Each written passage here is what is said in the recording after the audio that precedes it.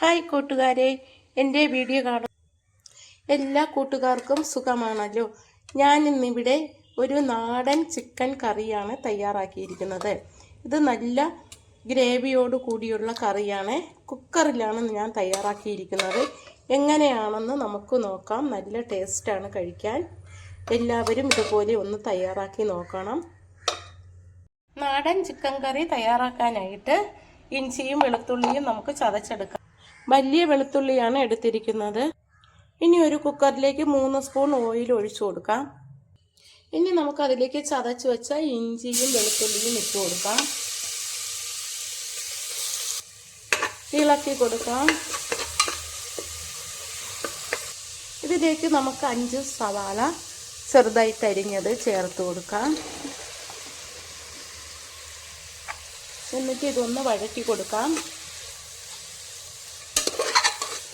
ഉള്ളിയുടെയും വെളുത്തുള്ളിയുടെയും പച്ചമണമൊക്കെ മാറി വരുന്നത് വരെ ഇത് നന്നായിട്ടൊന്ന് വഴറ്റിയെടുക്കാം. ഇതിലേക്ക് ഇനി 5-6 പച്ചമുളക് അരിഞ്ഞത് കൂടി ചേർത്ത് കൊടുക്കാം.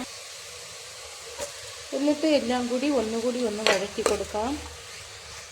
ഉപ്പ് പൊടിയും കൂടി ഇട്ടിട്ട് വഴറ്റാം. ചിക്കൻ മഞ്ഞളും ഉപ്പും പുരട്ടി വെച്ചിട്ടുണ്ട്. ഉള്ളി നന്നായിട്ട് വഴണ്ടു വന്നു. ഇനി തീ കുറച്ചിട്ട് നമുക്കിതിലേക്ക് 1/2 സ്പൂൺ മഞ്ഞൾപ്പൊടി ചേർത്ത് കൊടുക്കാം. ഇറച്ചിയിൽ മഞ്ഞൾപ്പൊടി പുരട്ടിയതുകൊണ്ട് 1/2 സ്പൂൺ ചേർത്താൽ മതിയാകും.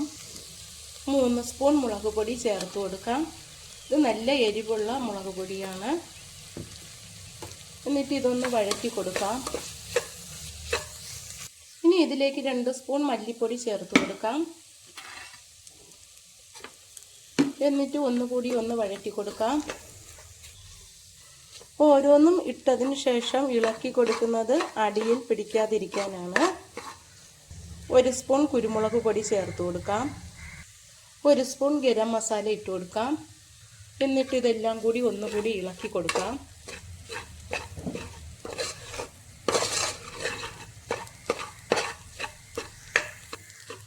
നാടൻ ചിക്കൻ ആയതുകൊണ്ടാണ് ഞാൻ കുക്കറിൽ വെക്കുന്നത്, എന്നാലേ വെന്ത് കിട്ടത്തുള്ളൂ. ഇതിൻ്റെ പച്ചമണം മാറുന്നത് വരെ നമുക്കിതൊന്ന് നന്നായിട്ട് ഇളക്കി കൊടുക്കാം. ഇപ്പോൾ മുളക് പൊടിയുടെ കളറൊക്കെ മാറി പച്ചമണമൊക്കെ മാറി വന്നു. നന്നായിട്ട് മൂത്ത് വന്നിട്ടുണ്ട്. ഇനി നമുക്കിതിലേക്ക് 2 ടൊമാറ്റോ അരിഞ്ഞത് കൂടി ചേർത്ത് കൊടുക്കാം. എന്നിട്ട് ഇളക്കി കൊടുക്കാം. ഇനി നമുക്കിതിലേക്ക് 2-3 കൊത്ത് കറിവേപ്പില കൂടി ചേർത്ത് കൊടുക്കാം. എന്നിട്ട് ഇത് ഇളക്കി കൊടുക്കാം. ഉള്ളിയും മുളകുമൊക്കെ ഇതേപോലെ എണ്ണയിലിട്ട് നല്ലതുപോലെ വഴറ്റിയെടുക്കുമ്പോൾ ചിക്കൻ നല്ല ടേസ്റ്റായിരിക്കും കഴിക്കാനായിട്ട്. കുറച്ച് സമയം കൂടി ഇളക്കി കൊടുക്കാം.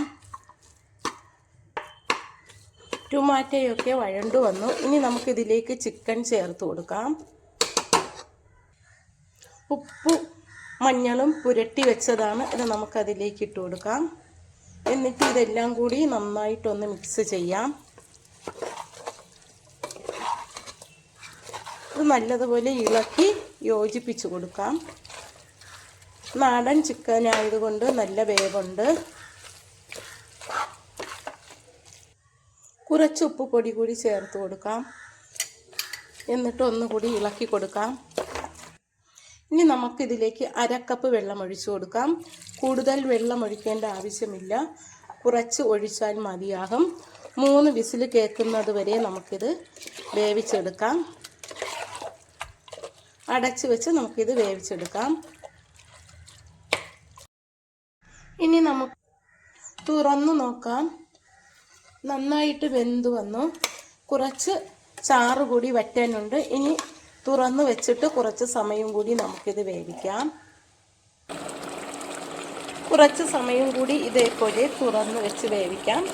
ഉള്ളിയൊക്കെ നന്നായിട്ട് വെന്തുടഞ്ഞ് നല്ല ഗ്രേവി ആയിട്ട് കിട്ടിയിട്ടുണ്ട്. കുറച്ചുകൂടി വറ്റി വരുമ്പോൾ നല്ല ടേസ്റ്റ് ആയിരിക്കും ഇത് കഴിക്കാനായിട്ട്. കുറച്ച് സമയം കൂടി നമുക്കൊന്ന് ഇളക്കി വേവിച്ചെടുക്കാം.